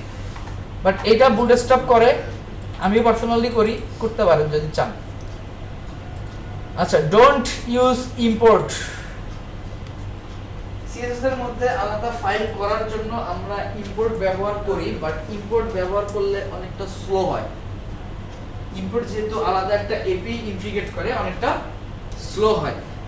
আপাতত এখানটায় করতে পারেন, যদি আপনারা এক্সট্রা অ্যাডভান্স টুলিং ব্যবহার করেন তখন এই ইম্পোর্ট কোনো ঘটনা না, কারণ ইম্পোর্টের ফাইল সে একটার মধ্যে একসাথে কম্প্রেস করে দিবে, মিনিফাইড করে দিবে। বাট যদি আপনি না করেন সেই ক্ষেত্রে এই কাজটা আসলে করার দরকার নেই, এর চেয়ে ইন্ডিভিজুয়াল লিংক করা ভালো। বুঝতে পারছেন? ইন্ডিভিজুয়াল লিংক লিংক তো এসটিএমএল করব, লিংক কি এসটিএমএল করব না সিএস? হ্যাঁ, ফন্ট ফ্যামিলি ইউজ করে দেন। ফন্ট ফ্যামিলির সাথে মানে ইম্পোর্টের কি সম্পর্ক? মানে ফন্টটাকে ওইখানে স্টাইলের মধ্যে দিয়ে দিয়ে ওই ইম্পোর্ট না করে। এখানে তো ফন্টের কিছু আমি বলতেছি না। গুগল ফন্ট মডিউলার ফাইল, আপনি 5টা ফাইল বানাইছেন, প্রত্যেকটা ঘটনা কি হয় আপনাদের সার্ভার আর্কিটেকচার বুঝে হচ্ছে। আচ্ছা, যতগুলা লিংক ইনক্লুড করবেন, 5টা যদি আপনার সিএসএস ফাইল থাকে, সার্ভারে 5টা হিট যাবে না, 5টা থ্রেড যাবে। মানে 5টা ফাইলকে সে 5টা রিকোয়েস্ট পাঠাবে যে আমার এই ফাইলটা লাগবে, তারপরে একটা ফাইল পাইছে বলবে এটা লাগবে, আরেকটা ফাইল পাইছে বলবে এটা লাগবে। তাহলে সার্ভারে যত হিট যাচ্ছে, যত রিকোয়েস্ট যাচ্ছে, রেসপন্স টাইম তত বেশি লাগতেছে।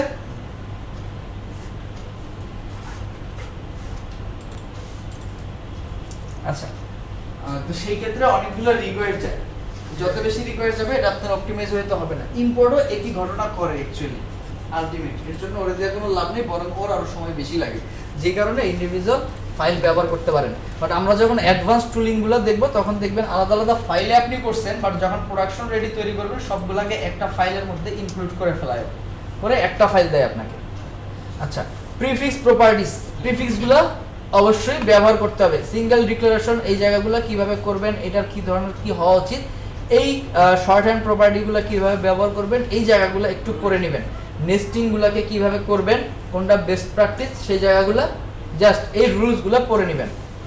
কমেন্টের ক্ষেত্রে কিভাবে আসলে কমেন্ট করতে পারেন, কোনটা গুড কমেন্ট, সবচেয়ে ভালো হচ্ছে কমেন্টিং এর জন্য কিছু রুলস পড়বেন আগে। গুড কমেন্টিং লিখে সার্চ দিবেন, সিএসএস গুড কমেন্টিং, ওরা আপনাকে কিছু আইডিয়া দিবে। মানে আপনি আইডিয়াটা নিলেন, তারপর আপনার যে ধরনের কমেন্ট লাগে ওই আইডিয়ার উপর বেস করে আপনাকে তৈরি করতে হবে।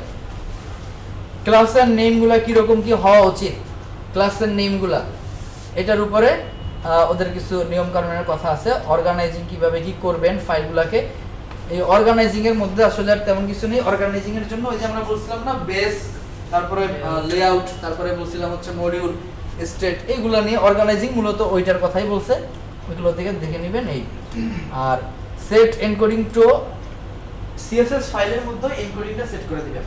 সিএসএস ফাইলের প্রথমেই লিখবেন কার সেট @cardset UTF-8 এটা লিখে দিবেন করতে হবে।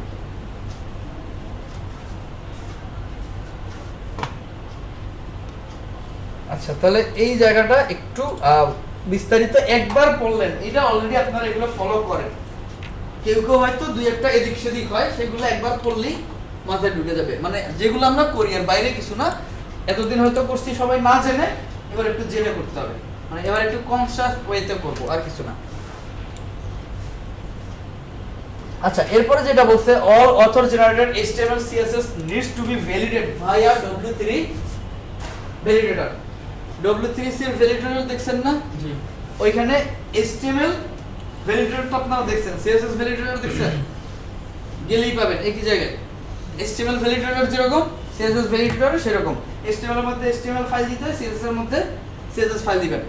ভ্যালিডেট করতেই হবে থিম আপ করার আগে, মানে ও আবার আপনার একটা নিজস্ব আপনাকে চেক করার একটা জায়গা না, মাধ্যম না, যে আপনার কোডটা এট লিস্ট সিনট্যাক্স গুলো ভ্যালিড কিনা। ওরা ও মূলত আপনাকে দিবে যে সিনট্যাক্স গুলো ভ্যালিড কিনা, এই যে আপনি ডবল কোড দিবেন কিনা, সিরিয়াল মেইনটেইন করছেন কিনা, এগুলা কিন্তু ওর কাজ না। স্পেস দুইটা দিবেন না তিনটা দিবেন, কনসিস্টেন্সি বজায় রাখছেন কিনা, এগুলা ওর কাজ না। ও আপনাকে দিবে সিনট্যাকটিক্যালি আপনি ঠিক কিনা, যে সিনট্যাক্স ব্যবহার করছেন সেটা ঠিক কিনা। তাহলে HTML CSS দুইটাই অবশ্যই ভ্যালিড হইতে হবে। আচ্ছা no hard coded inline styles are allowed anywhere, যেটা আমি অলরেডি CSS এর সময় বলছি যে পারতপক্ষে ইনলাইন কখনোই আমরা ইনলাইন CSS কখনোই ব্যবহার করব না। ডাইনামিক ইনলাইন স্টাইল হইতে পারে। ডাইনামিক ইনলাইন বলতে জাভাস্ক্রিপ্ট দিয়ে যখন আমরা কোনো কিছু স্টাইল করি তখন আসলে ইনলাইন স্টাইল করা আমাদের জন্য সুবিধা, এবং আসলে ইনলাইন এসেই যুক্ত হয়। তাহলে জাভাস্ক্রিপ্টের কোনো ইভেন্ট দিয়ে যদি ইনলাইন CSS আসে সেটা মানা যাবে, কিন্তু আপনি নিজে হার্ড কোডেড কোনো ইনলাইন স্টাইল ব্যবহার করবেন না। IDs এবং classes need to be appropriately named and follow a naming convention. ওই যে কনভেনশনের কথা বলছি, এটা রুলস আমরা ওইখান দিয়ে দেখে আসবো, তাই না? একটু আগে যে রুলসগুলো দেখলাম, আইডি এবং ক্লাসের নেমগুলো কি হবে সেটা যেখানে বলেই দিয়েছে, এটা সেকশনই আছে, সেই জায়গা থেকে দেখে নেবেন। বাট এগুলো অ্যাপ্রোপ্রিয়েটলি নেম হইতে হবে, মিনিংফুল নেম হইতে হবে। কি আইডি ব্যবহার করতেছেন কোন সেকশনের জন্য, এটার নামটা মিনিংফুল হইতে হবে। Use human readable selectors that describe what's element they style, অর্থাৎ সিলেক্টরের যে নামগুলো ব্যবহার করবেন এইগুলো যেন হিউম্যান রিডেবল হয়। সিলেক্টরের নাম দেখেই যেন বোঝা যায় আসলে সে কাকে সিলেক্ট করছে, আমার HTML এ গিয়ে যেন দেখতে না হয়। বুঝতে পারছি যে এই সিলেক্টরটা আমার HTML এর ওই অংশকে সিলেক্ট করছে, দেখেই যেন বুঝতে পারি, মানে সিলেক্টরটা দেখেই বোঝা যায়। Refrain from using over qualified selectors, over qualified সিলেক্টরগুলো অ্যাকচুয়ালি ব্যবহার করা যাবে না। যেমন আমরা মোর স্পেসিফাই করার জন্য এখানে যেমন লিখে রাখছি ডিপ, এটার সাথে ডট কন্টেইনার অথবা যদি কোনো আইডি থাকে এইভাবে একসাথে লিখি না, তখন মোর স্পেসিফিক হয়, পারতপক্ষে এইটাকে ব্যবহার করা যাবে না। এটা অনেক জায়গায় কনফ্লিক্টেড তৈরি করে, এটার জন্য ব্যবহার করা যাবে না। আচ্ছা শুধু ক্লাস ধরে করতে হবে, শুধু ক্লাস, হ্যাঁ শুধু ক্লাস ধরে করবেন। দুই এক জায়গায় লাগলে সেটা অন্য প্রসঙ্গ, মানে আপনি 100% যদি করতে যান 100% লাগবে না, দুই একটা জায়গায় দেখবেন আসলে ওয়ে নাই, সেই জায়গাটায় করলে অসুবিধার কিছু নাই। মানে যেই ওয়ে আছে সেটা করতে গেলে আসলে অনেক ঝামেলা, তখন আপনি একটা ছোটখাটো করছেন ওই 1% 10%-এর জন্য আপনাকে ধরবে না, কিন্তু এবার যদি 90% আপনার ভুল থাকে সেক্ষেত্রে তো ধরবে, তাই না? সেই জায়গাগুলো। আচ্ছা for a theme to be marked HTML5 compliant, আপনি যদি এটাকে HTML5 বলতে চান তাহলে অবশ্যই HTML5 এর যে সিমেন্টিক এলিমেন্টগুলো আছে সেইগুলো ব্যবহার করতেই হবে। HTML5 এর যে সিমেন্টিক এলিমেন্টগুলো আছে সেগুলো আপনাকে ব্যবহার করতেই হবে। যদি মানে থিমের ক্ষেত্রে আপনার ডেসক্রিপশনে বলে দিতে হবে না এটা কিসের থিম, HTML5 না HTML4 না বুটস্ট্র্যাপ ব্যবহার করছেন, কি ব্যবহার করছেন, এই ফিচারগুলো তো বলে দিতে হবে। যদি HTML5 আপনি ওকে বলতে চান তাহলে অবশ্যই তার মধ্যে HTML5 এর সিমেন্টিকগুলো অ্যাপ্রোপ্রিয়েটলি থাকতে হবে। HTML5 এর সিমেন্টিকগুলো নিয়ে অলরেডি আপনারা জানেন কি অবস্থা না অবস্থা, তারপরও এই যে HTML5.org নামে একটা সাইট আছে, ওদের এখানে গেলে একটা আর্টিকেল পাবেন, আর্টিকেলটার মধ্যে থেকে এই ফ্লোচার্টটা নিয়ে আসছি। এই আর্টিকেলটার মধ্যে এই ফ্লোচার্টটার সাথে রাখবেন, মোটামুটি ভালো, মানে সহজে আপনার যতটুকু লাগবে অতটুকু এখানে পাবেন। আর অ্যাডভান্স টপিকগুলো সম্পর্কে জানতে তো আরো পড়ালেখা করতে হবে সিমেন্টিক এলিমেন্ট সম্পর্কে, তবে এই জায়গা থেকে এটা আপনারা এই সাইটে গিয়ে একটু দেখে নেবেন।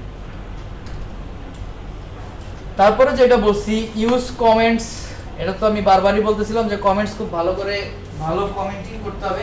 Use vector asset as much as possible, অর্থাৎ যত জায়গায় ভেক্টর অ্যাসেট ব্যবহার করা যায়, যে জায়গায় আপনি আইকন দিয়ে ফন্ট আইকন দিয়ে পারতেছেন, ভারতবর্ষে ওই জায়গায় কখনোই ইমেজ টাইটেল নিয়ে আসবেন না। যতটা সম্ভব ফন্ট আইকনগুলো ভেক্টর অ্যাসেটগুলো ব্যবহার করবেন, যেগুলো কাস্টমাইজেবল, খুব সহজে কাস্টমাইজ করা যায় সেগুলা। তারপরে আপনার সিএসএস এর যেগুলো করতেছেন সেটা যে আসলে ব্রাউজার সাপোর্ট আছে সেটাও এনশিওর করবেন। ভ্যালিড হইলে ব্রাউজার সাপোর্ট পেয়ে যাবেন। যদি ব্রাউজার সাপোর্ট যেগুলো নাই সেগুলোর জন্য প্রিফিক্সটা ব্যবহার করতে হবে, ব্রাউজার প্রিফিক্স, অর্থাৎ এগুলা ক্রস ব্রাউজার সাপোর্টটা চেক করে দেখবেন। Use a CSS pre processor, যদি এটা পসিবল হয়, যদি আপনি সেলস ব্যবহার করতে পারেন। এজ এ ফ্রেশার হিসেবে আপনি হয়তো সেলস ব্যবহার করলেন না, কবে সেলস শিখবেন তারপরে কাজ করবেন সেটার জন্য বসে থাকার দরকার নেই, সেলস ছাড়াও দেওয়া যাবে, সেলস ছাড়াই দেন। বাট ভালো হয় যদি সেলস ব্যবহার করেন, আপনার জন্য এটা বিক্রি হওয়ার পসিবিলিটি বেশি থাকে বা দাম ভালো পাওয়ার একটা পসিবিলিটি থাকে। আচ্ছা, একটা ফ্রেমওয়ার্ক অথবা গ্রিড সিস্টেম ব্যবহার করবেন, এটা করা খুবই ভালো। ফ্রেমওয়ার্ক আর গ্রিড সিস্টেম, আমরা অলরেডি কি বুটস্ট্র্যাপ ব্যবহার করতেছি ফ্রেমওয়ার্ক। এই ফ্রেমওয়ার্কের আর কিছু ব্যবহার যদি না করেন, ওই ফ্রেমওয়ার্কের গ্রিড সিস্টেমটা নিয়ে ব্যবহার করেন। বুটস্ট্র্যাপের প্রত্যেকটা আলাদা আলাদা নামানো যায় না। আচ্ছা, use stable third party plugins, যদি কোনো প্লাগইনস ব্যবহার করেন সেগুলো চেষ্টা করবেন স্টেবল কিনা সেটা চেক করা। মানে পাইলাম আর ব্যবহার করলাম সেই কাজটাও করেন না, দেখেন যেটার আসলে একটা ভালো কমিউনিটি আছে অনেক দিন ধরে এবং অনেক জায়গায় এটা ইউজ হচ্ছে, সেই সব জায়গায় সেই প্লাগইনগুলো ব্যবহার করবেন। আচ্ছা, Bootlint checks that instant Bootstrap components and, আচ্ছা বুটস্ট্র্যাপ যখন ওর বুটস্ট্র্যাপের কম্পোনেন্টগুলো ব্যবহার করতে চাচ্ছেন, ওই যে আমি একটা সাইট প্রথমে দেখলাম না বুটলিন্ট, ওই জায়গা থেকে চেক করে দেখতে পারেন, ওই প্লাগইনটা যদি ব্যবহার করেন আপনি চেক করে দেখতে পারেন যে বুটস্ট্র্যাপটা ঠিকভাবে আর্কিটেকচারটা আর স্ট্রাকচারটা ঠিকভাবে করা হয়েছে কিনা। জাভাস্ক্রিপ্টের ক্ষেত্রে অল্প কিছু নিয়ম আছে but important. JavaScript code should be placed in external file, জাভাস্ক্রিপ্টের ফাইলগুলো অবশ্যই এক্সটার্নাল ফাইলেই তৈরি করবেন। JavaScript file need to be placed in footer where possible, সব ফাইল কিন্তু আসলে ফুটারে আবার ব্যবহার করা যাবে না। যদি আপনি কোনো কারণে মডার্নাইজ ব্যবহার করেন, জেকিউরি ইউআই ব্যবহার করেন, এইগুলো আবার ফুটারে দিলে কাজ করবে না, এগুলোকে আবার রাখতে হবে। বাট যেগুলো ফুটারে রাখা পসিবল সেগুলো অবশ্যই ফুটারে রাখবেন।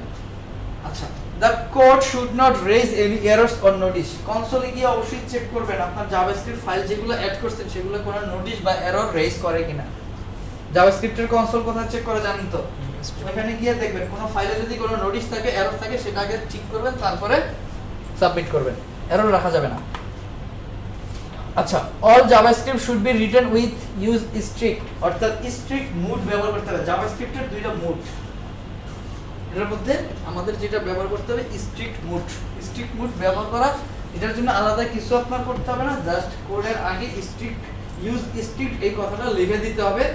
এটার মূলত পার্থক্য হচ্ছে ওই সেমিকোলন টেমিকোলন কিছু জাভাস্ক্রিপ্ট অটোমেটিক সেমিকোলন ইনসারশন কিছু টার্ম আছে, ও সেগুলো বন্ধ করে দেয়। মানে আপনি যদি কোনো সেমিকোলন না দেন, ও আপনাকে কোনো এরর দিবে না, হয়তো সে কাজ করবে না বাট সে আপনাকে কোনো এরর দিবে না।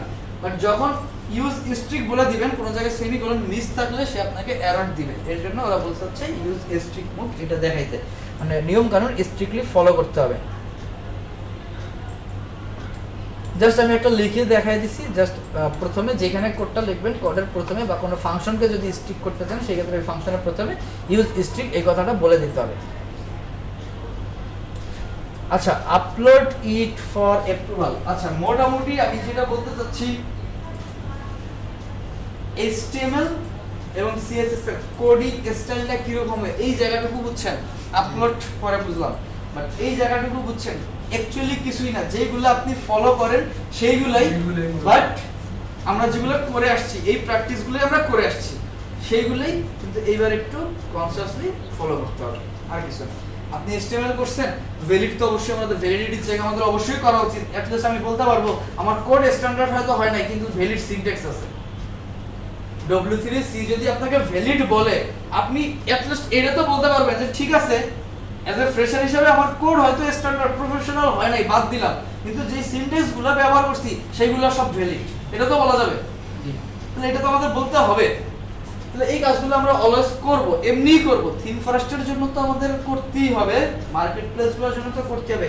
বাট যদি মার্কেট প্লেসে কাজ কেউ নাও করার ইচ্ছা থাকে, সেই ক্ষেত্রেও তারও উচিত এই রুলসগুলো ফলো করা, কারণ এইটা কিন্তু থিম ফরেস্টের কোনো রিকোয়ারমেন্ট না, গুড প্র্যাকটিস। বেস্ট প্র্যাকটিসের রিকোয়ারমেন্ট, কোডিং বেস্ট প্র্যাকটিস, এটা আমাদের করতেই হবে।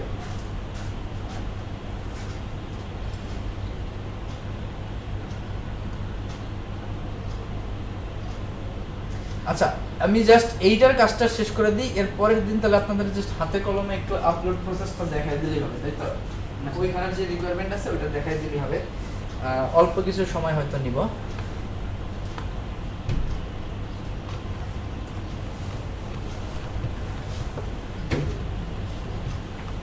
আচ্ছা, এই জায়গাটা আপনাদের না দেখাইলেও বুঝবেন না।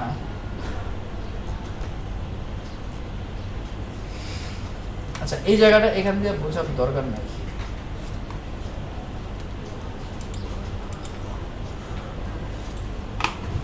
একটু রিডিং দেখে রাখি, কারণ এই জায়গাগুলো হচ্ছে আমরা যখন থিম ফরেস্টে আপলোড করতে যাবেন এই ক্রাইটেরিয়াগুলো ওর ওইখানে বলাই আছে। আপনি জাস্ট এখানে যে কথাগুলো লিখছি এটা ওইখানে বলা আছে। একটু ইম্পর্টেন্ট জায়গা হচ্ছে যে জায়গাটা হচ্ছে প্রথমে যে পয়েন্টটা লিখছিলাম সেটা হচ্ছে organizing your themes files in an intelligent way. অবশ্যই আপনার ফাইলগুলোকে সাজানো গুছানো, যে ফোল্ডার স্ট্রাকচারের কথা বলছি এই জায়গাটা ওইটার মধ্যে চলে গেছে। Adding value to your themes with additional assets, এই জায়গায় হচ্ছে আপনি এক্সট্রা কি কি অ্যাসেটস ব্যবহার করতেছেন। যেমন আপনি একটা প্লাগইন ব্যবহার করতে পারেন, এখন এই প্লাগইনটা পেইড হইতে পারে। এখন যদি পেইড প্লাগইন হয় সেই ক্ষেত্রে আপনার কি অনুমতি আছে ওই প্লাগইনটা ডিস্ট্রিবিউট করার আপনার প্রোডাক্টের সাথে? কারণ আপনি তো নিজে কিনছেন, এবার আপনি ওইটা কি তাদের অনুমতি ছাড়া বিক্রি করতে পারবেন না।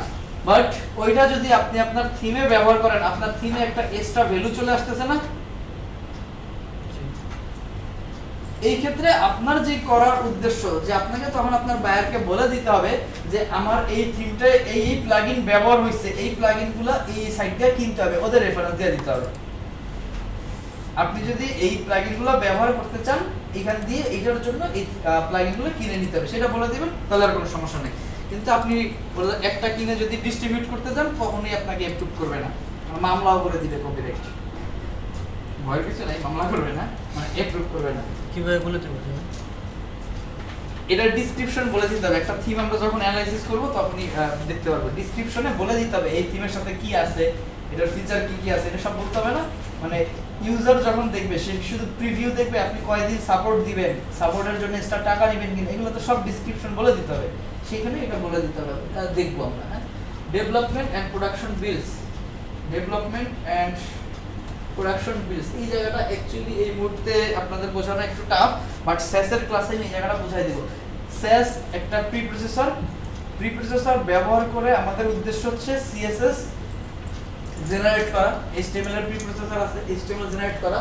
তাহলে দুইটা আলাদা প্রোডাক্ট করতে হয়, দুইটা আলাদা এনভায়রনমেন্ট বানাতে হয়। একটা হচ্ছে যেটার মধ্যে আমি ডেভেলপমেন্ট করতেছি, আর যেটা হচ্ছে এই ডেভেলপমেন্টের আউটপুট যেটা, সেটা তো আমার প্রোডাকশন, তখন ওকে আলাদা একটা প্যাকেজ করতে হয়। এই জায়গাটা আমরা তখন আমি দেখাই দিব।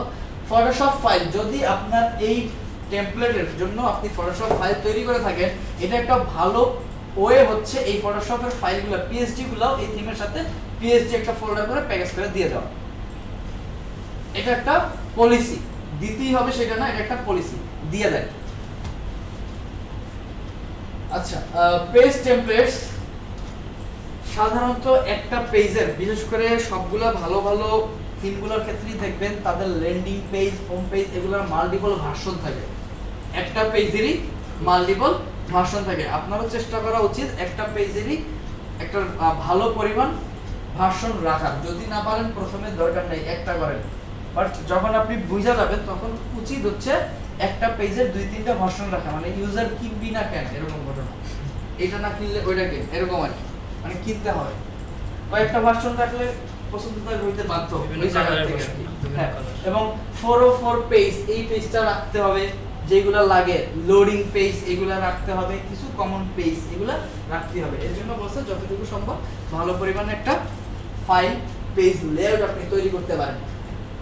আচ্ছা, সাপোর্টিং ইমেজ, যদি কোনো সাপোর্টিং ইমেজ থাকে সেগুলো আপনাকে ইনক্লুড করে দিতে হবে। সাপোর্টিং ইমেজ যদি থাকে, তবে ইমেজগুলোর ক্ষেত্রে অবশ্যই যেগুলো আপনার ব্যবহার করার পারমিশন আছে সেগুলো ব্যবহার করতে পারবেন। আপনি যেগুলো ব্যবহার করার পারমিশন আছে সেগুলো ব্যবহার করতে পারবেন।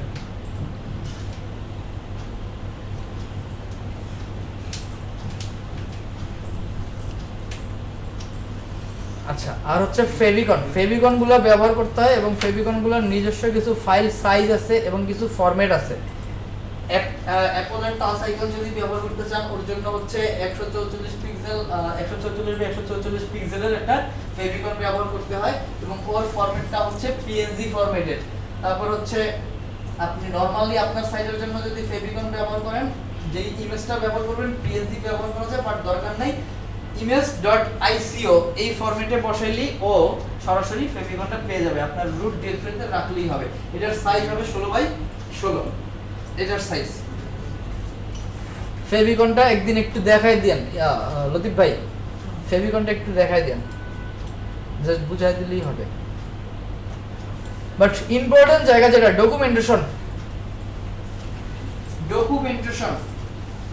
আপনার এই থিমটার ডকুমেন্টেশনটা অবশ্যই খুব সুন্দর করে ভালোভাবে সাজায় দিতে হবে, কারণ আপনার ইউজার এই ডকুমেন্টেশন পড়ে বা এই ডকুমেন্টেশন দেখি যেন আপনার থিমের প্রতি তার একটা অ্যাট্রাকশন চলে আসে, সে পছন্দ করে সেরকম একটা ডকুমেন্টেশন থাকতে হবে। এই ডকুমেন্টেশন পড়ে সে যেন এই থিমটা ফুল কাস্টমাইজ করতে পারে। ডকুমেন্টেশন পড়ার উদ্দেশ্য কি? সে যেহেতু থিমটা কিনবে, সে কিনে কি আপনি যেভাবে রাখছেন সেভাবেই তো ব্যবহার করবে না, তার নিজের অ্যাসেটগুলো বসাবে না, তাহলে সে কাস্টমাইজ করবে। তাহলে যেই কিনুক এই ডকুমেন্টেশন পড়ে যেন সে খুব ভালো করে কাস্টমাইজ করতে পারে, সেই জায়গাটা আপনাকে অবশ্যই বলে দিতে হবে।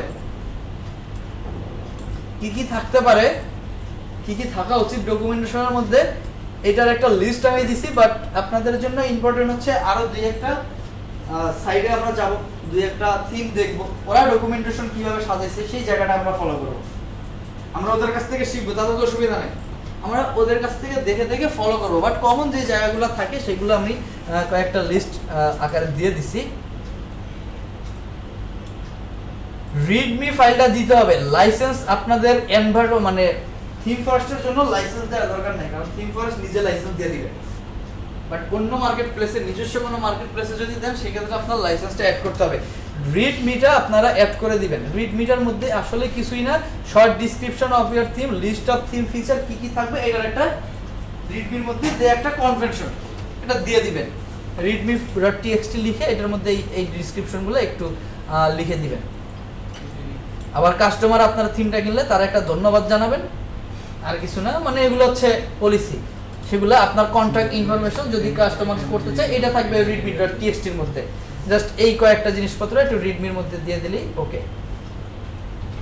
আমি এটার মধ্যে যদিও লিখে রাখছি যে আসলে লাইসেন্স কেন, কোন জায়গায় ইনক্লুড করা উচিত, কোন জায়গায় ইনক্লুড করা উচিত না, সেই জায়গায় ইনক্লুড করা উচিত বলতে হচ্ছে যেসব মার্কেট প্লেস, যদি আপনার নিজস্ব মার্কেট প্লেস হয় যারা নিজস্বভাবে কোনো লাইসেন্স টার্ম দেয় না, সেগুলো আপনাকে লাইসেন্স আপনাকে একটা অ্যাড করে দিতে হবে। এনভার্টো যেহেতু নিজস্বভাবেই তারা একটা লাইসেন্স এগ্রিমেন্ট করে, আপনি যখন ওদের ওইখানে প্রোডাক্ট দিলেন, ওদের ওই লাইসেন্স এগ্রিমেন্ট মেনেই দিচ্ছেন, তাই তো? ওটা আপনাকে চেক করেই দিতে হবে। তাহলে সেই ক্ষেত্রে ওর ক্ষেত্রে আপনারা নিজস্ব কোনো লাইসেন্সিং এর কথা বলতে হবে না। আচ্ছা, একজন অথর হওয়ার জন্য কিছু আসলে রুলস ওইভাবে বলা যায় না, তারপরে কিছু নিয়ম কানুন থাকে, সেটা একটু জাস্ট জেনে রাখবেন।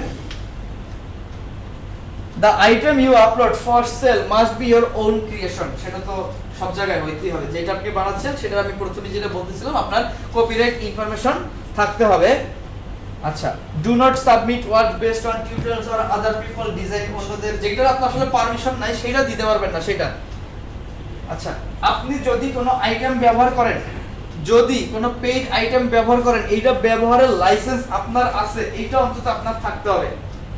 আপনি আপনার ইউজারকে দিলেন না, কিন্তু আপনি যে আপনার সাইডে দেখাবেন তার জন্য তো আপনার এটা ব্যবহার করার পারমিশন থাকতে হবে। যদি আপনি কারো পেইড কিছু ব্যবহার করেন, সেইটার যদি কোনো লাইসেন্স থাকে, তাহলে সেই লাইসেন্সটা থার্ড পার্টি অ্যাসেট হিসাবে অবশ্যই ইনক্লুড করে দিতে হবে। যদি আপনি কারো পেইড ব্যবহার করেন আপনার থিমে, প্রেজেন্টেশনের জন্যই হোক, বাট ওইটা ব্যবহারের জন্য তো আপনার তার কাছ থেকে লাইসেন্স নিতে হবে, সেটার লাইসেন্স অবশ্যই থার্ড পার্টি অ্যাসেট হিসাবে ইনক্লুড করে দিতে হবে। আর যদি আপনি কোনোভাবে দেখেন যে এনভার্টোতে কোনো আইটেম পরবর্তীতে আসছে যেটা আপনার থেকে কপি করছে, সেটা অবশ্যই ওদেরকে জানাইতে হবে। এইটা ওদের একটা স্ট্রিক্ট মানে রুলস, মানে এটা ওদের রুলস না, আপনার আসলে আপনারটা যদি কপি করে আরেকজন বানায় সেটা তো আপনি এমনি জানাবেন না, সেটা ওদের একটা রিকোয়ারমেন্ট, ওরা বলে যে এটা আসলে উচিত, এটা করবেন।